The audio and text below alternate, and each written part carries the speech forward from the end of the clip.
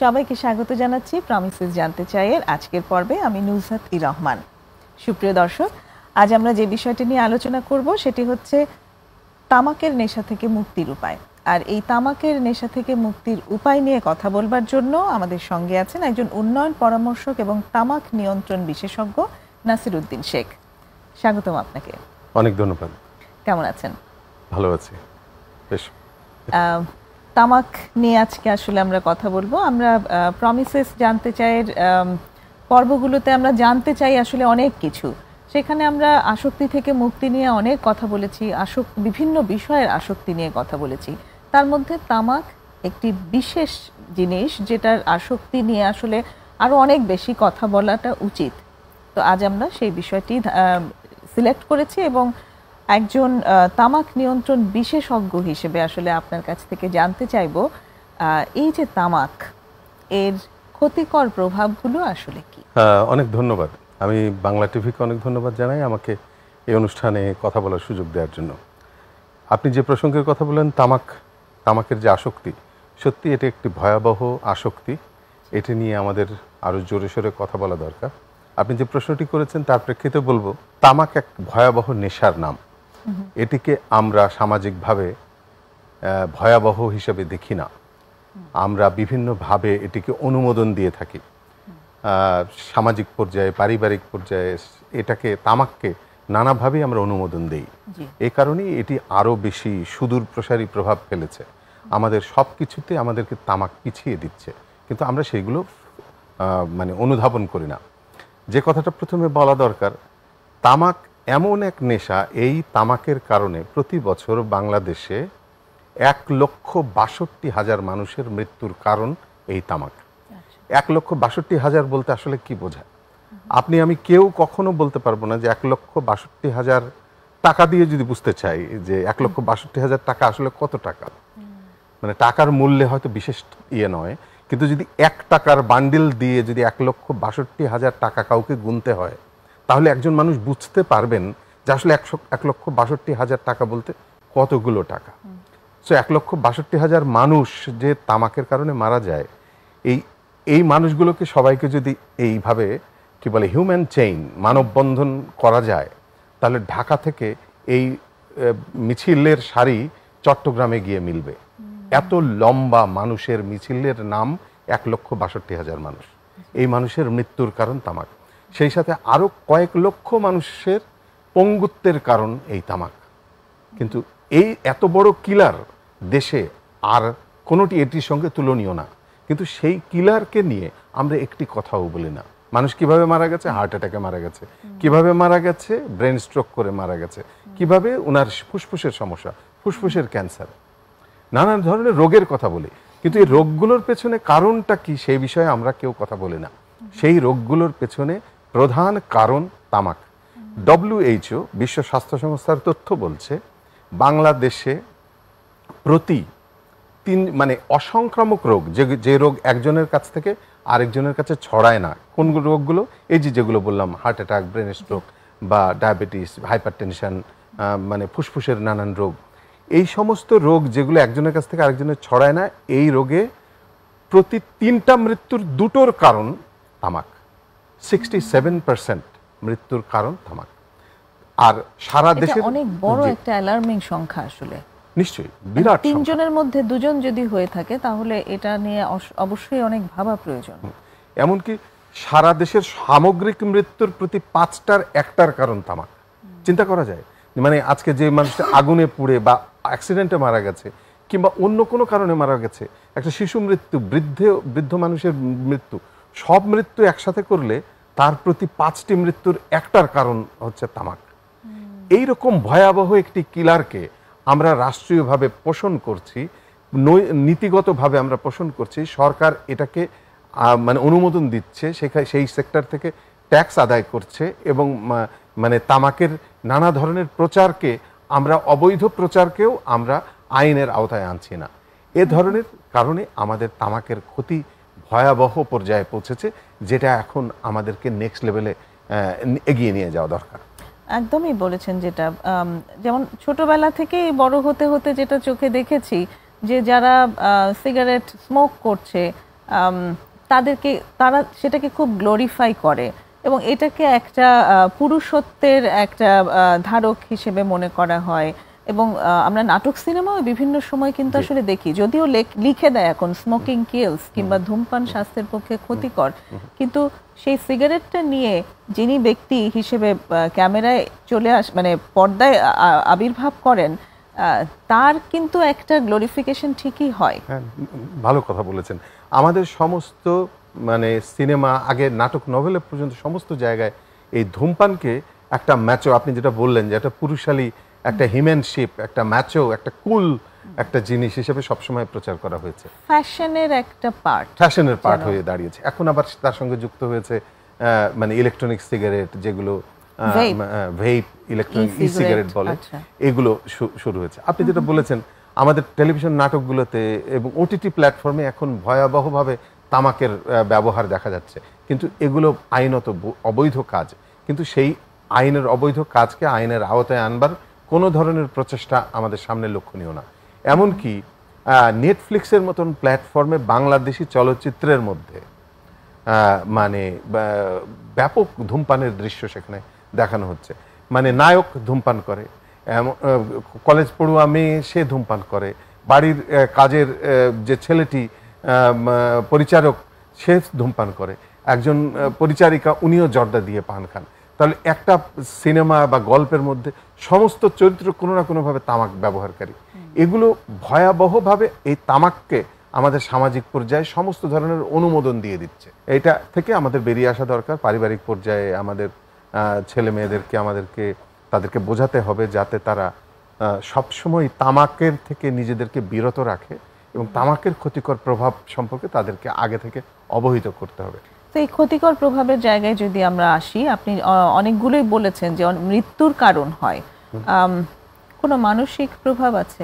হ্যাঁ, এটা খুবই এভিডেন্ট যে তামাকের কারণে সবচেয়ে বড় যে ক্ষতি সেটা হলো মৃত্যু। এটাই বলা হয় মেসেজ হিসেবে। কিন্তু আমি যদি এই কারণটাকে সরিয়ে রাখি, তামাকের কারণে আর কত ধরনের ক্ষতি হয়। তামাকের কারণে মানুষের দৃষ্টিশক্তি ক্রমাগত কমতে থাকে। আচ্ছা, মানুষের তামাকের কারণে প্রত্যেক পাফ, তামাকের প্রত্যেকটি মানে ধূমপানের প্রত্যেকটি পাফ মানুষের শরীরে ক্যালকুলেটরের মতো, এটা কাউন্টার মেশিনের মতো, এগুলো শরীরে ডিপোজিটেড থাকে, জমা থাকে। ফুসফুস প্রতিদিন ক্ষতিগ্রস্ত হয়। এই ক্ষতি কোনোদিন ফুসফুস আর কাটিয়ে উঠতে পারে না, এমনকি তামাক ছেড়ে দেওয়ার পরেও না। ফুসফুসের যে ক্ষতি, এটা একেবারে মানে পার্মানেন্ট ক্ষতি, স্থায়ী ক্ষতি, এটি আর কোনোদিন ব্যাক করে না। মানুষের এইজিং হয়, এইজিং বলতে বয়স বেড়ে যায়। মানে যে মানুষটি 50 বছর বয়সে তাকে দেখতে যেমন দেখাবে, তাকে দেখা যাবে 60 বছরের মতো তামাকের কারণে। আমাদের দেশে এখন মেয়েরাও অনেক ধূমপান করছে, কিন্তু তারা অনেক বিষয়ে সচেতন, ফ্যাশন সচেতন, রূপচর্চার ব্যাপারে তারা সচেতন, কিন্তু একই সঙ্গে ধূমপান করার কারণে উনি বুঝতেই পারছেন না যে ওনার এইজিং ঘটছে অনেক দ্রুত। তো যে কারণে আমাদেরকে নারী পুরুষ নির্বিশেষে সবাইকে চিন্তা করতে হবে, এটা আমাদের অর্গান ফেইলিউরের কারণ, আমাদের নানা ধরনের রোগের কারণ। সেই সাথে আমাদের দাঁত চলে যায়, চোখের জ্যোতি কমে যায়, সেই সাথে মেয়েরা সন্তান ধারণের ক্ষমতা তাদের অক্ষম হয়ে যেতে পারে। পুরুষদের ক্ষেত্রেও মানে সন্তান দানে অক্ষমতা আসতে পারে এবং আরও কিছু স্বাস্থ্য ঝুঁকি রয়েছে, সেগুলো বিশেষজ্ঞরা আরও ভালোভাবে বলতে পারবেন। ডেফিনেটলি। এই সব কিছু গেল শারীরিক। জি, মানসিক বা সামাজিক কোনো প্রভাব কি আছে? এই প্রসঙ্গটি একটু বলা দরকার যে এটা ধূমপানের কারণে সাইকোসিস পর্যন্ত হতে পারে। আর মানসিক সমস্যার একটা বড় বিষয় হচ্ছে সাইকোসিস। এই সাইকোসিস পর্যন্ত ধূমপানের কারণে হতে পারে। সেই সাথে ধূমপান একটা অবসাদ তৈরি করে মানুষের মধ্যে। মানুষ প্রায় সময় বলে যে টেনশন থেকে মুক্তির জন্য ধূমপান করি। আসলে ধূমপানের জন্য আসলে তাদের কোনো কারণ লাগে না। তাদের বৃষ্টির দেখলে ধূমপান করতে ইচ্ছা করে, বৃষ্টি নাই বলে আবার ধূমপান করতে ইচ্ছা করে, বারান্দায় গেলে ইচ্ছা করে, আবার ঘরে আসলেও ইচ্ছা করে। সো পড়তে বসলে একটু মনোযোগ দিতে হবে বলে সিগারেট খেতে ইচ্ছা করে, আবার পড়া শেষ করে বাইরে এলাম একটু দম ছাড়বো, তখনও আবার ইচ্ছা করে। তার মানে ধূমপানের আসলে তাদের কোনো কারণ লাগে না। অনেক মানুষ তো আসে সকালবেলা প্রথম কাজটাই করে ধূমপান, বাথরুমে গিয়ে এটা করে। তার মানেটা হচ্ছে এটা একটা নেশা। এই নেশাটাকে কিভাবে বলা যায় যে এটা হচ্ছে বড়শি গেলা মাছের সঙ্গে তুলনা করি আমি প্রায়শই, যে একটা মাছ যখন বড়শি গিলে ফেলে, এরপরে মাছের পক্ষে বড়শির বিরুদ্ধে কথা বলা আর সম্ভব না, বড়শির মালিকের বিরুদ্ধে কথা বলা সম্ভব না। তামাক একটা নেশা, এইটাকে স্বীকার করা দরকার। প্রথমত নেশা কিরকম, যে ধরেন একজন মানুষ মিষ্টি খেতে খুব পছন্দ করে, ডাক্তার আজকে বললো আপনার ডায়াবেটিস হয়েছে, আপনি মিষ্টি খেতে পারবেন না, দেখবেন যে খুব অল্প সময়ের মধ্যে উনি মিষ্টি ছেড়ে ছুড়ে দিয়ে মিষ্টির বিকল্প কিছু দিয়ে কোনো রকমে চালিয়ে নিচ্ছেন, ওনার কিন্তু কোনো অসুবিধা হচ্ছে না। কাউকে বেগুন খেলে গা চুলকায়, অ্যালার্জি হয়, বেগুন ছেড়ে দেয়। চিনি খেতে নিষেধ করছেন, চিনি বাদ দিয়ে দিচ্ছে। কিন্তু সিগারেট খেতে নিষেধ করছে, উনি কিন্তু সিগারেট ছাড়ছেন না। এখন বলবেন যে ছাড়ছেন না, আসলে উনি ছাড়তে পারছেন না। কেন পারছেন না? কারণ এটা হলো নেশা। নেশা কি? আসক্তি তৈরি করে। আসক্তি কি? ডিপেন্ডেন্সি তৈরি করে, নির্ভরতা তৈরি করে, চাইলেই ছাড়তে পারে না। কারণ উনি তামাক ছাড়তে চাইলেও তামাক ওনাকে ছাড়ে না, কারণ এটা ছেড়ে দেওয়াটা কঠিন কাজ। আমরা এই জায়গাটাতে একটা বিরতি নেই, এবং এই নেশাটা ছাড়তে গেলে আসলে কি কি সমস্যা হয়, কি কি বাধা আসে, আমরা সেটাই শুনবো বিরতির পর। প্রিয় দর্শক, একটা বিরতি নেব, সঙ্গেই থাকুন। আপনারা বিরতির পর ফিরে এলাম, আবারও কথা হচ্ছে তামাকের নেশা থেকে মুক্তির উপায় নিয়ে নাসিরউদ্দিন শেখের সাথে। আমরা যেখানটাতে ছিলাম, যে তামাকটা আপনি বলছেন তার মানে এটা একটা ডিপেন্ডেন্সি, এটা একটা নেশা। তো এবং এই নেশাটা যখন হয়ে যায় তখন অ্যাকচুয়ালি আর এটাকে ছাড়া যায় না। ছাড়তে গেলে কি সমস্যা হয়? ওকে, মানে প্রসঙ্গটাতে যাওয়ার জন্য আমি যেটা বলবো, যে এই ধরনের গল্প যদি কেউ বলে আপনাকে যে আমি দুধ খেতে খুব পছন্দ করি, দুধ ছাড়া আমার একদিনও চলে না, কিন্তু এমন গল্প যদি আমি বলি যে আমি দুধ এতটাই পছন্দ করি, একদিন রাত 12টার সময় বাসায় এলাম, এসে দেখলাম একটুও দুধ নেই, তারপরে কি করার, দুধ খাওয়া ছাড়া তো আমি ঘুমাতে পারবো না। তখন আমি কি করলাম, আমি সাইকেল নিয়ে বেরিয়ে পড়লাম, প্রায় 2-3 কিলোমিটার দূরে গিয়ে একটা দোকান পেলাম, সেখান থেকে একটু দুধ কিনে আনলাম, তারপরে সেই দুধ আমি খেলাম, খেয়ে দিয়ে আমার শান্তি হলো, এরপর আমি ঘুমালাম। এই গল্প আপনি বিশ্বাস করবেন? করবেন না। আমার ধারণা দর্শকদের আপনি এই গল্প কেউ বিশ্বাস করবেন না। কিন্তু আমি এই দুধের জায়গায় যদি আমি সিগারেট বসাই, তাহলে কিন্তু সবাই বিশ্বাস করবেন। এরকম অনেক ঘটনা হয়, একটি সিগারেটের জন্য ঝড় বাদলের রাতে অনেক দীর্ঘ পথ পাড়ি দিয়ে তারপরে গিয়ে সিগারেট খেয়ে তার শান্তি এসেছে। তাহলে ঘটনাটা কি? এটা এমনই এক নেশা, এমনই এক ক্রেভিং তৈরি করে, এর আসক্তি এতটা প্রবল যে সেটার জন্য মানুষ এত ত্যাগ স্বীকার করতে প্রস্তুত থাকে। তো সেইটা ছাড়তে চাওয়াটা সত্যি একটা ভালো কাজ, ভালো উদ্যোগ, এবং সেটা অবশ্যই সম্ভব। কিন্তু তার আগে যদি বুঝে নেওয়া যায় যে তামাক ছাড়াটা যে কঠিন, তাহলে আপনি প্রথমত তামাক থেকে বিরত থাকবেন, আর দ্বিতীয় হচ্ছে সত্যিকার অর্থে যদি তামাক ছাড়তে চান, তাহলে সেই লেভেলের মনোবল নিয়ে আপনি তামাকটা ছাড়তে চাইবেন।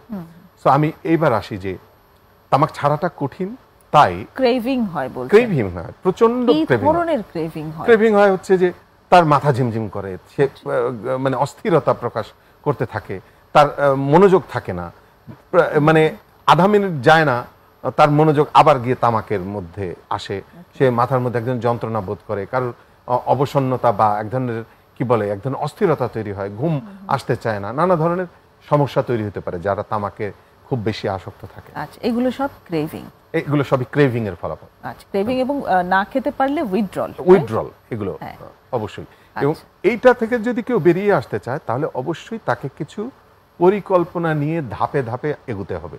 জিনিসটা এমন নয় যে এই ছেড়ে দিলাম, মানে এভাবে কাজটি করবে না, কারণ তার ক্রেভিং হয় এবং উইথড্রল হবে। কিন্তু সেগুলো যে সম্পর্কে যদি আগেই তাকে জানানো যায়, তাহলে সে কিন্তু একটা ম্যানেজমেন্ট নিতে পারবে, একটা পরিকল্পনা নিতে পারবে। আর আপনি যেহেতু বললেন যে কিভাবে কাজটা করা যাবে, সেক্ষেত্রে বলবো যে প্রথমত তাকে মানতে হবে যে উনি সিগারেট ছাড়তে চান, তার জন্য কষ্ট উনি সহ্য করবেন। ওনার যেটা করতে হবে, ওনার ঘোষণা দিতে হবে যে উনি তামাক ছাড়তে চান। বন্ধু বান্ধব, কলিগ সহ সবার কাছে বলতে হবে যে আমি এই জিনিসটা ছাড়তে চাই, আমাকে এটি ভোগাচ্ছে, আমার সবার সহযোগিতা দরকার। আপনারা কেউ আমাকে তামাক অফার করবেন না, ধূমপান অফার করবেন না, সেই সাথে আমিও চাই যে আমি করব না। এগুলো করার মাধ্যমে অন্যদের সহযোগিতা পাওয়া যাবে। পরিবারের সাপোর্ট বিরাট ব্যাপার। যদি সন্তান, স্ত্রী, কন্যা, সবাইকে, পরিবারের বাবা মা সবার কাছে সাপোর্টটা চাওয়া যায়, তারাও কিন্তু এখানে বিরাট সাপোর্ট দিতে পারে। এরপরে দরকার এই সাপোর্টটা আসলে কিভাবে দেওয়া যায়? সাপোর্টটা দেওয়া যায় যেভাবে, এই যে বললাম যে কলিগদেরকে যদি আমি বলি যে আমি তামাকের কারণে এই ধরনের অসুবিধা পড়ছি, আমি এটা ছাড়তে চাই, তোমাদের সহযোগিতা দরকার, তোমরা আমাকে ধূমপানের জন্য অফার করো না, আমাকে ডেকো না। আচ্ছা আচ্ছা। তাদের এটা কিন্তু বিরাট ব্যাপার, কারণ হচ্ছে পিয়ার প্রেশার একটা বড় সমস্যা। পিয়ার প্রেশার, সমবয়সী এই কলিগ, বন্ধু বান্ধব, এদের কারণে কেউ তামাক ছাড়তে পারে না। তামাক ছেড়ে দিয়ে আছে 1 বছর, তামাক ছেড়ে দিয়ে আছে, পেরেছে। এবার হলো কি, কোনো একটা কারণে বন্ধুদের সামনে গেল, বন্ধুরা বলে কি, ওই যে ধূমপায়ীরা যারা, তারা সবসময় এই কাজটি করতে থাকে, আরে একবার টানলে কিছু হয় না বলে ধরিয়ে দেয়। এইবার যখন এক টান দিল, তার পুরনো সমস্ত কিছু অভ্যাস আবার নতুন করে এসে গেড়ে বসলো, সঙ্গে সঙ্গে সে তখন আবার রিল্যাপস করে, এই তামাক আবার চলতে থাকে। যে কারণে দরকার বিচ্ছিন্নতা। তামাক, যে সমস্ত জায়গায় গেলে তামাক খেতে ইচ্ছা করে সেই সমস্ত জায়গা এড়িয়ে চলা, যে সমস্ত বন্ধু বান্ধব তামাকের নেশা করে তাদের কাছ থেকে একটু দূরে থাকা, এবং পরিবারের সবার সহযোগিতা চাওয়া, তারা বিভিন্নভাবে তাকে এঙ্গেজ রাখবে, সেগুলোর কারণে তার এই প্রথমে যে ক্রেভিং যতদিন হয়, এই সময়টা পার করে ফেলতে তার জন্য সহজ হয় যদি পরিবারের সবাই সাপোর্ট করে। তার যে উইথড্রল হতে থাকে, সেই উইথড্রলকে কভার করার জন্য বেশ কিছু পদ্ধতি বলা হয়। বিভিন্ন গবেষণা প্রতিষ্ঠান এবং যারা তামাক নিরাময় নিয়ে কাজ করে সেই ধরনের প্রতিষ্ঠানগুলোর সঙ্গে যোগাযোগ করা যেতে পারে। তাদের পদ্ধতির মধ্যে রয়েছে, প্রথমত যেইখানে বসে তামাক খেতে ইচ্ছা এলো, সঙ্গে সঙ্গে জায়গাটা ত্যাগ করা, আচ্ছা, অন্য কাজে ব্যস্ত হওয়া। তারপরে হচ্ছে একটু পানি খাওয়া, মাঝে মধ্যে একটু এক সিপ করে পানি খাওয়া, এটা অভ্যাস করা যেতে পারে। কিংবা ভালো কিছু খাবারের অভ্যাস করা যেতে পারে। ধরা গেল একটু ফল ফ্রুটস কেটে টুকরো পাশে রাখা, কোনো সময় সিগারেটের কথা মনে হলো, 1 টুকরা ফল মুখে দিলাম, এতে করে স্বাদ এবং চিন্তার মধ্যে এক ধরনের পরিবর্তন আসতে সাহায্য করে। তো একটু ঘুরে আসা, একটু ভিন্ন কিছুর মধ্যে দিয়ে ঘুরে আসা, একটু পানি খাওয়া, এ ধরনের কাজগুলো এই তাৎক্ষণিক এগুলো থেকে মানে হেল্প করে, তামাকের চিন্তা থেকে বেরিয়ে আসতে হেল্প করে। চমৎকার বলেছেন। তবে সবার আগে প্রয়োজন উইল পাওয়ার এবং নিজেকে ডিসাইডেড হওয়া যে আমি আসলে এটা ছাড়তে চাই। এক্স্যাক্টলি। আর ওই যে বললাম যে ঝুঁকিগুলো, এই ঝুঁকিগুলো এড়িয়ে চলাটা কিন্তু খুব বড় ব্যাপার। অনেক মানুষই আছে, গবেষণায় এই কথা পর্যন্ত বলছে, যারা ধূমপান করেন বা তামাক ব্যবহার করেন, তাদের একটা বিরাট সংখ্যা প্রায় প্রতি 3 জনের 2 জন জীবনে কোনো না কোনো সময় অনেক চেষ্টা করেছেন তামাক ছাড়ার জন্য, কিন্তু ওনারা ছাড়তে পারেন না, এবং তাদের প্রায় 95% আবার পুনরায় তামাক গ্রহণ করেন। তার মানে মাত্র সফলতার হার মাত্র 5%। কিন্তু এই সফলতার হার বাড়তে পারে যদি তারা তাদের ঝুঁকিগুলো থেকে নিজেদেরকে এড়িয়ে চলতে পারতো। কারণ অনেকেই পারে, 1 বছর পারলো, এরপরে হঠাৎ করে আবার রিল্যাপস করে। কারণ কি, ওই কোনো এক অসতর্ক মুহূর্তে কোনো একজন ধূমপায়ী বন্ধুর প্ররোচনায় আবার গিয়ে কাজটা যখন শুরু করে, এরপরে আবার তার মোটিভেশন আসতে অনেক সময় লেগে যায়, ততদিনে আরো অনেক বেশি ক্ষতির সম্মুখীন হয়ে যায়। আপনি যেরকম বললেন যে অ্যাকচুয়ালি প্রত্যেকটা পাফ শরীরে গিয়ে ডিপোজিট হতে থাকে, এটা কিন্তু খুব বড় অ্যালার্মের একটা কথা। নিশ্চয়ই, মানে এই কথাগুলো মনে রাখাটা খুব ইম্পর্টেন্ট, যে আমি প্রত্যেকটা পাফ নিচ্ছি, এটা আসলে শরীরে ডিপোজিট হয়ে যাচ্ছে এবং অনেক দিন পর্যন্ত থাকবে। যতক্ষণ এটা শরীরে থাকবে ততক্ষণ ক্ষতি সাধনই করতে থাকবে। তাই ধূমপান বিরোধী আন্দোলন বা তামাক বিরোধী আন্দোলন, এটা তো বহুদিন ধরে চলছে, কিন্তু তারপরে এর প্রাদুর্ভাব ঠেকানো যাচ্ছে না কেন? এটা ঠেকানোর ক্ষেত্রে আসলে সরকারকে সবচেয়ে বড় ভূমিকা নিতে হবে। কারণ নীতিই পারে, নীতিমালা, নীতিগত যে সিদ্ধান্ত এবং নীতিমালার প্রয়োগ, এটার মধ্য দিয়েই তামাক নিয়ন্ত্রণ করা সম্ভব। পৃথিবীর যত দেশ আছে, উন্নত দেশ, যে সমস্ত দেশে তামাক নিয়ন্ত্রিত, সেই সমস্ত দেশের দিকে যদি আমরা তাকাই, 1 প্যাকেট সিগারেটের দাম বাংলাদেশি টাকায় 800 থেকে 1600, 2000 টাকার উপরে পর্যন্ত পড়ে একটি প্যাকেট সিগারেটের দাম উন্নত দেশগুলোতে। সেইখানে আমাদের দেশে তামাকের মতো সস্তা আর কোনো কিছু নেই। মানে যে কোনো জায়গায় গলিতে গলিতে একটা বাড়ির কি বলে একটা সিঁড়ির নিচেও একটা বিড়ির দোকান থাকবে, এইরকম পরিস্থিতি বাংলাদেশে। সমস্ত ক্ষেত্রে সবচেয়ে বেশি সহজলভ্য জিনিস হচ্ছে তামাক। সো এই সহজলভ্যতা কমাতে হবে সরকারের নীতিগত পর্যায়ে, কিন্তু সিদ্ধান্ত রয়েছে তামাক নিয়ন্ত্রণের, কিন্তু আমাদের নীতিমালায় পর্যন্ত তামাক কোম্পানিগুলো, এই ধূর্ত তামাক কোম্পানিগুলো সমস্ত ক্ষেত্রে এক ধরনের প্রতিবন্ধকতা তৈরি করে। সরকারি সিস্টেমের মধ্যে গিয়ে তারা প্রতিবন্ধকতা তৈরি করে। তারা সরকারকে যেহেতু কিছু রাজস্ব এনে দেয়, এই রাজস্ব প্রসঙ্গে আমার অন্য কথা বলার আছে, রাজস্ব যেহেতু এনে দেয়, সরকার নগদ কিছু অর্থ এখান থেকে আনতে পারে মনে করে সরকার এই ব্যাপারটাকে অনুমোদন দিয়েছে। কিন্তু সরকারের যেখানে নিয়ন্ত্রণ আনা দরকার, নিয়ন্ত্রণ না করে তারা যত ধরনের অবৈধ কাজকর্ম করে, সবগুলোকেই সরকার আসলে এক ধরনের পরোক্ষভাবে ইন্ধন দেয় এবং প্রমোট করে। কিরকম করে? আজকে যদি এই যে কাপটা যদি নিচে লেখা থাকে এটির দাম 100 টাকা, আপনি কি কখনো 100 টাকার বেশি দামে কিনবেন এই কাপটি কোনো দোকান থেকে? কখনো কিনবেন না।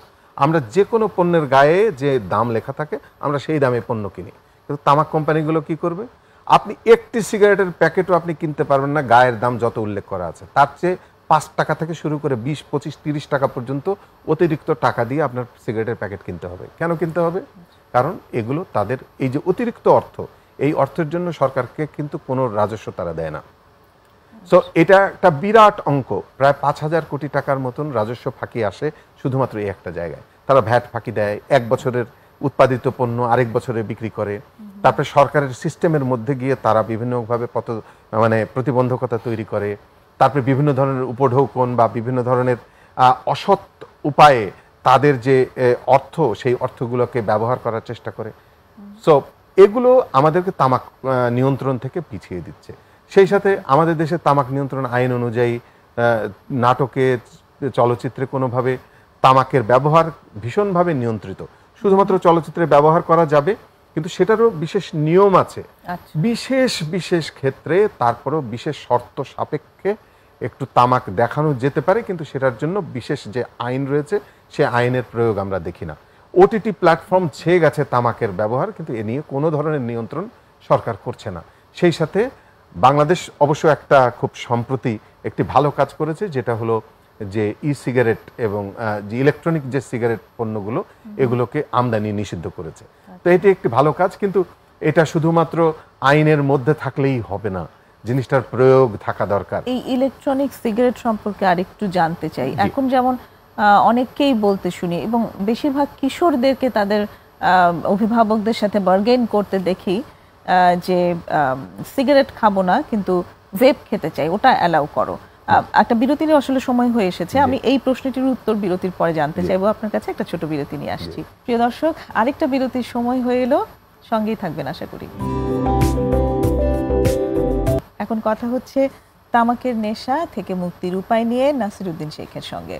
যে জায়গাটিতে ছিলাম যে সিগারেটের বদলে ভেপ ব্যবহার করতে চাইছে এবং এটাকে অনেকেই বেশ একটা স্টাইল হিসেবে নিচ্ছে। এখনকার ভাষা অনুযায়ী যদি বলি যে এটা মোর কুল, হ্যাঁ, কুলনেস শো করছে যে ভেপ একটা ডিভাইস দিয়ে যে স্মোকটা করছে। তো এটার ব্যাপারটা আসলে কি? এটা কি সেফ আসলে সিগারেটের তুলনায়? আসলে ওই যে বলছিলাম তামাক কোম্পানির ধূর্ত ব্যবহার, আচরণ, সেগুলো নিয়ে কথা বলছিলাম। এগুলো তামাক কোম্পানির তৈরি।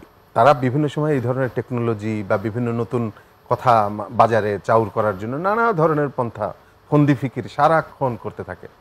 সো তারাও বুঝতে পারছে যে আগামী বিশ্ব এমন একটা জায়গায় যাবে যেখানে মানে কি বলবো, উন্নত সমাজে মানুষ এরকম ধোঁয়া ছাড়ার মতো এবং দুর্গন্ধযুক্ত ধোঁয়া ছাড়ার মতো এবং ছাই ফেলার মতো এরকম জঘন্য একটা জিনিসকে অনুমোদন দিতে পারবে না। তো তার জন্য কি করা দরকার এমন একটা কিছু, তামাক খাবে ঠিকই কিন্তু এই কাজটি হবে না। তাহলে কি গন্ধ কমিয়ে ফেলতে হবে, দ্বিতীয়ত ছাই ফেলানোটা যাতে না লাগে, সে কারণে তারা এই ধরনের এই নতুনত্ব নিয়ে আসার চেষ্টা করছে। এখন তাতে করে এইটা না হয়ে গেল, কিন্তু ঘটনাটা কোথায়?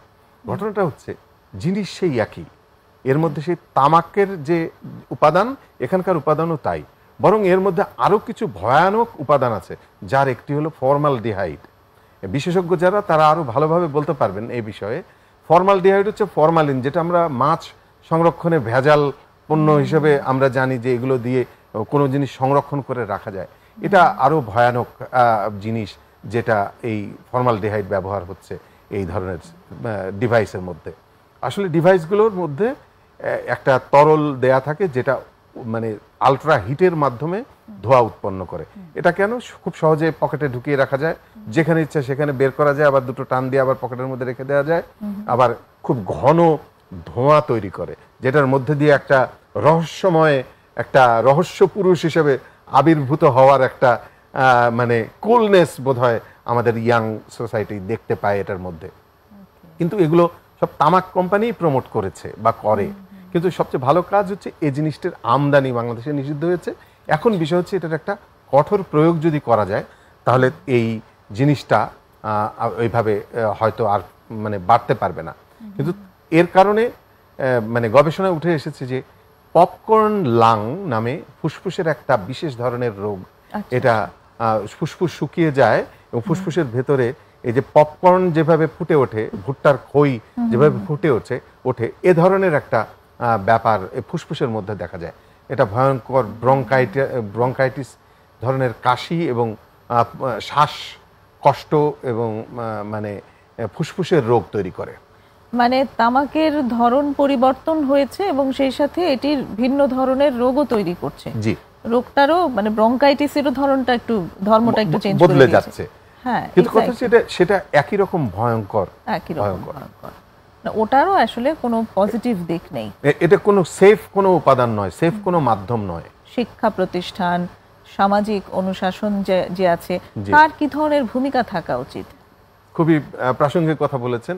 পরিবার সবচেয়ে বড় জায়গা, কারণ মানে কোনো পরিবার, কোনো মানুষ নেই যিনি চান যে তার সন্তান ধূমপান করুক। মানে যদি কাউকে একবার ওপেন জিজ্ঞেস করা হয়, কেউ বলবে না যে আমার সন্তান ধূমপান করুক, এটা আমি চাই। এটা কেউ চাইবে না। যে ধূমপায়ী উনিও চান ওনার সন্তান যাতে ধূমপান না করুক, কারণ উনি জানেন উনি ফেসে গেছেন, বড়শির গিলে ফেলেছেন, কিন্তু উনি চান যে ওনার সন্তান যাতে এই বড়শি না গেলে। তাহলে ঘটনাটা কোথায়? তার মানে হচ্ছে প্রত্যেকটা পরিবারের সন্তানদেরকে বোঝাতে হবে, বাবা আমি যে খাচ্ছি, আমি এরকম বিপদে পড়েছি, আমি ছাড়তে চাই, তোমার সহযোগিতা দরকার। সেই সাথে তোমার জন্য বার্তা হচ্ছে এটা আমাকে অনেক ভোগাচ্ছে, আমাকে অনেক অশান্তিতে রেখেছে, আমার অনেক ক্ষতি করছে, সেই ক্ষতি যেন তোমার জীবনে কোনোভাবে না আসে। সো এভাবে বাচ্চাদেরকে আমাদেরকে দিতে হবে। সেই সাথে স্কুলগুলোতে আমরা যদি তাকাই, এই ঢাকা শহরেই সমস্ত শিক্ষা প্রতিষ্ঠানের সামনে দেখবেন যে গেটের সামনেই দেখবেন যে দোকান করা, সেখানে সিগারেটের পণ্যের মানে ধূমপান এবং তামাক পণ্যের প্রদর্শনী চলছে। বাচ্চারা সেখানে চকলেট কিনতে চায়, একটা চিপস কিনতে যায় এবং তারা দেখতে থাকে এই তামাকের বিজ্ঞাপন। এগুলো দেখে তারা কিন্তু প্রলুব্ধ হয় এবং তামাক কোম্পানির টার্গেটই থাকে এই বাচ্চাদেরকে টার্গেট করে তারা তাদের সমস্ত ক্যাম্পেইনগুলো চালায়। কারণ সে জানে একজনকে যদি ধূমপান শুরু করানো যায় তাহলে সে আটকে যাবে বড়শিতে এবং সে মৃত্যু পর্যন্ত এই জিনিস টানতে থাকবে। এই জিনিস মানে 50 বছরের ক্রেতা তৈরি করে সে তামাক কোম্পানিগুলো। সো সে করে কি, মানে একটা অখাদ্য দুর্গন্ধযুক্ত স্বাস্থ্য হানিকর একটা পণ্যকে মানুষকে একবার দুবার খাইয়ে দিয়ে তাকে আটকে নিয়ে 50 বছর ধরে তাকে খরিদ্দার বানিয়ে তাকে মৃত্যু পর্যন্ত নিয়ে যায় এক তামাক, এবং সেটার বিপণন করতে থাকে এই তামাক কোম্পানিগুলো।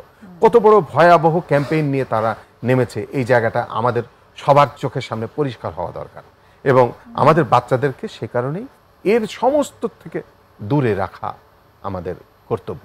এবং সামাজিক সংস্থা যারা তারা কাজ করছে, ওই যে বললাম যে সরকারের সবচেয়ে বড় দায়িত্ব, কিন্তু সরকার যতক্ষণ পর্যন্ত না এটাকে কঠোর হস্তে মানে নিয়ন্ত্রণ করছে ততক্ষণ পর্যন্ত আমাদের যারা সরকারের বাইরে আছি আমরা, এই যে বললাম যে স্কুলের যে গণ্ডির কাছাকাছি এই দোকানপাটগুলো করা, সো এই ক্ষেত্রে আমাদের যেটা করা দরকার, শিক্ষা প্রতিষ্ঠানগুলোকে খুবই মানে উদ্যোগী হয়ে তাদের আশপাশে যেন এই ধরনের দোকান বসতে না পারে এবং সেইখানে যেন তামাক পণ্যের কোনো ধরনের প্রদর্শনী না হয়, এটা করতে হবে। এবং যদি কোনো দোকান থাকে তাহলে তাদের প্রতি সুনির্দিষ্ট গাইডেন্স থাকবে যে তারা কোনো তামাক পণ্য বিক্রি করবে না, অন্য পণ্য বিক্রি করবে।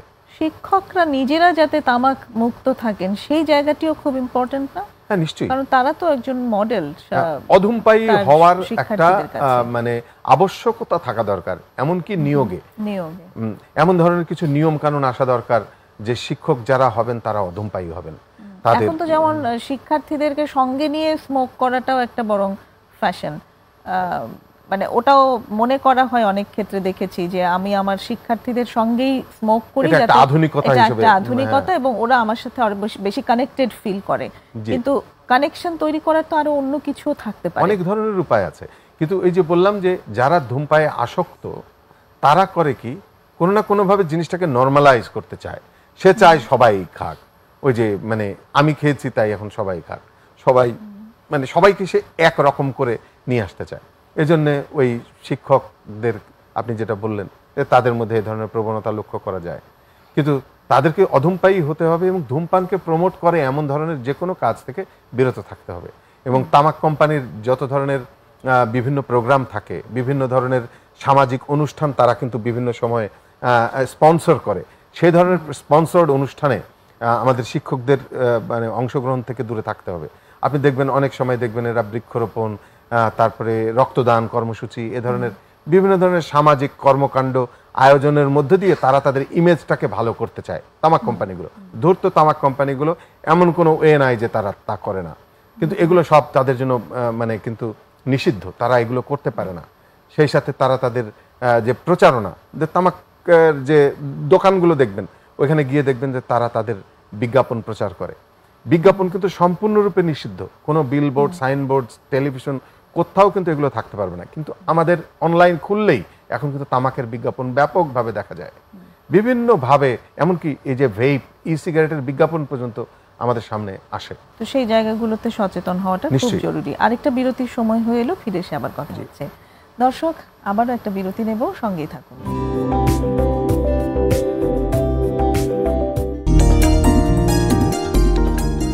দেখছেন প্রমিসেস জানতে চাই, সৌজন্যে প্রমিসেস মেডিকেল লিমিটেড। ফিরে এসেছি প্রমিসেস জানতে চাই ছোট্ট বিরতি নিয়ে। আজ কথা হচ্ছে নাসির উদ্দিন শেখের সাথে তামাকের নেশা থেকে মুক্তির উপায়, এই বিষয়ের উপর। আমরা তো আসলে তামাক সম্পর্কে জেনেছি সিগারেট, ভেপ এগুলোর মাধ্যমে। এগুলোই কি আসলে তামাকের মানে তামাক কি শুধু এগুলো দিয়েই বিক্রি হয়, নাকি আর কোনো উপায়ও হতে পারে? একটা খুবই গুরুত্বপূর্ণ প্রশ্ন করেছেন। বাংলাদেশে তামাক ব্যবহারকারীদের সংখ্যা কত যদি আমরা বলি, জানতে চাই, ডেটা বলছে 43%-এরও বেশি, মানে 43% মানুষ তামাক ব্যবহার করে। তাহলে সবাই কি ধূমপান করে? না, সবাই ধূমপাই না। এর মধ্যে একটা বড় অংশ রয়েছে যারা মানে জর্দা, গুল, সাদা পাতা ব্যবহার করে। আবার অনেকে আছে একই সঙ্গে তারা সিগারেটও মানে ধূমপানও করে, আবার পাশাপাশি জর্দা, গুল, সাদা পাতার মতো এই তামাকও ব্যবহার করে। একটা হচ্ছে ধোঁয়াযুক্ত যেগুলো ধূমপান, আর যেগুলো ধোঁয়া মুক্ত মানে ধোঁয়াবিহীন তামাক, সেগুলো হচ্ছে জর্দা, গুল, সাদা পাতা। একটু আগে আপনি একটা প্রশ্ন করছিলেন, বলছিলেন যে সামাজিক যে মানুষের মধ্যেকার সম্পর্ক, অভিভাবকদেরকে দেখলে যে তামাক খাওয়া থেকে মানে বিরত থাকা বা সিগারেট লুকানোর যে প্রসঙ্গগুলো এসেছিল, এই ব্যাপারটা এখানে একটা ট্রিকি একটা ব্যাপার রয়েছে। সেটা হচ্ছে কেউ যদি সিগারেট খায়, এটাকে না হয় আপনি বললেন যে এটা অভদ্রতা, কিন্তু কেউ যদি জর্দা খায় তাহলে কিন্তু আর আপনার কাছে অভদ্র থাকে না। কারণ জর্দা পানের সঙ্গে মিশিয়ে খায়, এবার বাবার সামনে খাওয়া যায়, মায়ের সামনে খাওয়া যায়, শিক্ষকের সামনে, মানে বাবা মাও খাচ্ছে। সো এটা সামাজিকভাবে সম্পূর্ণভাবে স্বীকৃত। সিগারেটের সম্পর্কে মানুষের কিছু নেতিবাচক ধারণা থাকলেও এটার ব্যাপারে কিন্তু আর কোনো মানে ইয়ে থাকে না, অভিযোগ থাকে না। সেরকম একটা ভয়ঙ্কর তথ্য হচ্ছে আমাদের দেশের প্রতি 4 জন নারীর মানে একজন তামাক ব্যবহারকারী। জর্দা, গুল, সাদা পাতা কোনো না কোনো একটি উনি ব্যবহার করছেন, প্রতি 4 জনের একজন। তার মানে 25% নারী হচ্ছে তামাক ব্যবহারকারী। কি ভয়ানক পরিমাণ, আমরা কি কল্পনা করতে পারি? প্রতি 4 জন। এবং এই জিনিসগুলো কিন্তু মানে বাড়ির বয়স্ক মানুষরা ব্যবহার করেন বেশিরভাগ ক্ষেত্রে, তাদেরকে আবার আমরাই এনে দিই। আবার ওনারা পক্ষান্তরে আবার ছোটদেরকে উৎসাহিতও করে। আমরা অনেক সময় দেখেছি যে পান একটু তুলে নাতির মুখে দিয়ে দেয় দাদি নানিরা, বা বিভিন্ন সময় মানে ঠাট্টার ছলে মজা করার জন্য বা ঠোঁট লাল করার জন্য বা মুখে জিভ লাল করার জন্য বাচ্চাদের মুখে এগুলো তুলে দেওয়ার প্রবণতাও আমরা কিন্তু বিভিন্ন সময় লক্ষ্য করি। তার মানে এটা হচ্ছে এটা সামাজিকভাবে স্বীকৃত একটি জিনিস, এবং সেটার মাধ্যমে এই যে তামাকের মানে ইন্ট্রোডাকশন হয়ে যায় তার কাছে। তো তারপরে এক সময় সে ফিল করে যে এটা খেতে তার ভালো লাগে। আসলে ওই যে আসক্তি তার মধ্যে ভর করেছে, তখন তার এটা খেতে ইচ্ছা করে। দেখবেন অনেকে আছে কাঁচা সুপারি কিন্তু নেশা উদ্রেককারী এক ধরনের পদার্থ ওর মধ্যে আছে। সো কাঁচা সুপারি চিবানো, এরপরে দেখা গেলো জর্দা একটু খাওয়া, এই জর্দা, গুল, সাদা পাতা এই ব্যবহার তাদের চলতে থাকে, এবং ক্রমাগত এরপরে হয়তো সে ধূমপানেও চলে যেতে পারে। সো এটা একটা ব্যাপার, এটা একটা ভয়ানক স্বাস্থ্য সমস্যা বাংলাদেশে, যে আমাদের নারীদের কি যে পান মশলা হিসেবে যে পান মশলাগুলো বিক্রি হয় তার মধ্যেও কি এর কিছু পরিমাণ থাকে? এর মধ্যে কিছু ইনগ্রেডিয়েন্টস থাকে, অনেক ধরনের কেমিক্যাল থাকে, অনেক ক্ষেত্রে তামাক দিয়েই ব্যবহার করা মানে এগুলো তৈরি করা হয়। তামাক ছোট ছোট প্যাকেট থাকে বিক্রি হয়। এই পান মশলাগুলোর মধ্যে বিভিন্ন মৌরি বা মিষ্টি জাতীয় কিছু মশলা ব্যবহার করা হয়, কিন্তু কিছু ধরনের মানে মশলা আছে যার মধ্যে তামাকের উপাদানও ওর মধ্যে দেয়া থাকে, এবং সেগুলোকে বিভিন্ন সুগন্ধ এবং মিষ্টি দিয়ে এমনভাবে তৈরি করা হয় যেগুলো মানুষের মধ্যে নেশা তৈরি করে, যে কারণে পরবর্তীতে উনি নেশার দিকে চলে যায়। নেশার দিকে গেলে পরে তামাক কোম্পানিগুলোর জন্য ভালো, তাদের তখন সিগারেটের ক্রেতা হয়ে যায়। তারপরে আরও একটি কাজ রয়েছে যে মানে আমাদের মা বোনেরা তো সারাক্ষণ এই যে মানে জর্দা গুল, সাদা পাতা এগুলো খেতে থাকে, কিন্তু এটার কারণে তারা ভয়ানক স্বাস্থ্য সমস্যায় পড়ে। মুখের যেমন ক্যান্সার, মুখের ক্যান্সার, মুখ গহ্বরের ক্যান্সার, এই ক্যান্সারে কিন্তু ব্যাপক পরিমাণ মানুষের পঙ্গুত্বের ব্যাপার রয়েছে, যে তার মুখে খাবার খেতে পারে না, আলসার হয়ে যায়, ক্যান্সার হয়। আমি স্বাস্থ্য বিশেষজ্ঞ নই, তাই এই ব্যাপারে আমার অতটা বলাটা ঠিক হবে না, কিন্তু যে ডেটাগুলো আমাদের সামনে রয়েছে সেগুলোতে আমরা পরিষ্কার দেখতে পাই যে কি পরিমাণ মানুষ, মা বোনেরা এই মানে জর্দাগুলো, সাদা পাতার কারণে তারা বিভিন্ন ধরনের ক্যান্সার সহ নানা ধরনের রোগে ভুগছে এই ইয়ের কারণে। তামাক কোম্পানিগুলো আরও একটা কাজ করে, সেটা হচ্ছে দেখবেন চিকন সিগারেট, ঠান্ডা সিগারেট, ছোট সিগারেট, দেখতে নানান ধরনের, বলে কি এর মধ্যে মেন্থল দেয়া আছে। ইভেন ইয়ের ভিতরে মানে যে ফিল্টারের ভিতরে চাপ দিলে ফুট করে একটা শব্দ করে, আসলে ওইখানে মেন্থল দেয়া থাকে। মেন্থলের একটা ডিমের মতন একটা জিনিস, সেটা ফুটে ওঠে, তারপরে এই ঠান্ডা ভাবটা পায়। তো এগুলো দিয়ে করে কি, সিগারেটের যে তিক্ত ভাবটা, প্রথম যারা সিগারেট খায় বা ধূমপান করতে যায় তারা কেউ বলবে না যে প্রথম দিন খেতে গিয়ে তার ভালো লেগেছে, কারণ এটা খুবই কষ্ট দেয়, দম আটকে আসে, গলা শুকিয়ে ফেলে এবং খুব কষ্ট দেয়। এই কষ্ট থেকে কষ্টটা কমানোর জন্য তামাক কোম্পানিগুলো নানা ধরনের এই কাজ করে। কি সেটা, তামাকের মধ্যে নানা ধরনের কেমিক্যাল মিশিয়ে এবং এই মানে মেন্থল ব্যবহার করে এটা সফট করে ফেলে, একটু আপাতভাবে সফট, যে কারণে টানতে সুবিধা হয়, এবং মানুষকে বলে যে এগুলো কম ক্ষতি করে, এর মধ্যে নিকোটিন কম, এটা কম, সেটা কম, নানান কিছু বলে তারা বাজার তৈরি করে। এই করে আসলে উদ্দেশ্য থাকে আমাদের সবাইকে তামাকের ক্রেতা বানানো এবং তাদের ব্যবসা চালিয়ে যাওয়া। মানে যেটা এটা যে ফর্মেই হোক সেটাই ক্ষতিকর, এর কোনো ভালো উপায় বলে কিছু নাই। 1 মিনিট সময় আছে আমাদের হাতে। এই তামাক প্রতিরোধে কোনো রাষ্ট্রীয় বা এমন কোনো উদ্যোগের কথা বলবেন? তামাক নিয়ন্ত্রণের ক্ষেত্রে সবার আগে সবচেয়ে বেশি গুরুত্বপূর্ণ কাজ হচ্ছে সরকারের। আমাদের সরকারের কিন্তু বাধ্যবাধকতা রয়েছে তামাক নিয়ন্ত্রণের। মানে সরকারের যে আইন রয়েছে, আইনগুলোর কঠোর প্রয়োগের মাধ্যমে সরকার এ ব্যাপারে সবচেয়ে নেতৃত্বশীল ভূমিকা নিতে পারে। তামাকের কর বাড়াতে পারে, তামাকের দাম বাড়িয়ে দিতে পারে, তামাক কোম্পানির উপরে ট্যাক্স বাড়াতে পারে। সেই সাথে এই যে মানে বিভিন্ন উন্নত দেশে যেভাবে তামাকের দাম, বাংলাদেশের দামগুলোকে সেই স্তরে নিয়ে যাওয়ার ক্ষেত্রে নিয়ে যেতে পারে দ্রুত। সেই সাথে আমাদের যে পাবলিক পরিবহন, অফিস আদালত, মানে বাস, ট্রাক, স্টেশন সমস্ত, এবং যে বোট ঘাট যেগুলো, এগুলো বন্দর, সমস্ত জায়গাকে তামাক মুক্ত কিন্তু আইন অনুযায়ী আছে। সেই আইনের কঠোর প্রয়োগ ঘটানো দরকার, যেখানে নারী, পুরুষ, শিশু প্রত্যেক কেউ পরোক্ষ ধূমপানের শিকার হবে না। একটা জিনিস একটু ভালোভাবে বলেই নয়, একটু ছোট করে বলে নিই, সেটা হচ্ছে যিনি ধূমপান করেন তিনিই কেবল ক্ষতিগ্রস্ত তা কিন্তু নয়, তার আশেপাশে যত মানুষ সবাই কিন্তু এই তামাকের সমান ক্ষতির শিকার। তো সে কারণে আপনি তামাক যখন খাচ্ছেন আপনি ধোঁয়াটাও নিজের কাছে রাখেন। আপনি যদি নিজের কাছে রাখতে পারেন তবেই তামাক খান, না হলে তামাক ছেড়ে আপনি সবাইকে ধোঁয়া বিলাবেন কেন? আপনি যখন সবার ক্ষতি আপনি করতে পারেন না। অনেক অনেক ধন্যবাদ। এবং সেটা মনে রাখলে আসলে তামাক গ্রহণ করাই যাবে না, কারণ ধোঁয়া তো ছাড়তেই হবে। তা আমরা আশা করব সবাই যেন তামাক বর্জন করেন এবং এই ব্যাপারে সবাই সচেতন হন। অনেক ধন্যবাদ আজকে আমাদের এই অনুষ্ঠানে আমাদেরকে এতটা আলোকিত করবার জন্য। আপনাকেও অশেষ ধন্যবাদ। সুপ্রিয় দর্শক, আমরা অনুষ্ঠানের একদম শেষ পর্যায়ে চলে এসেছি। আশা করছি আগামী অনুষ্ঠানেও আপনাদের সাথে পাবো। ততক্ষণ পর্যন্ত ভালো থাকুন। খোদা হাফেজ।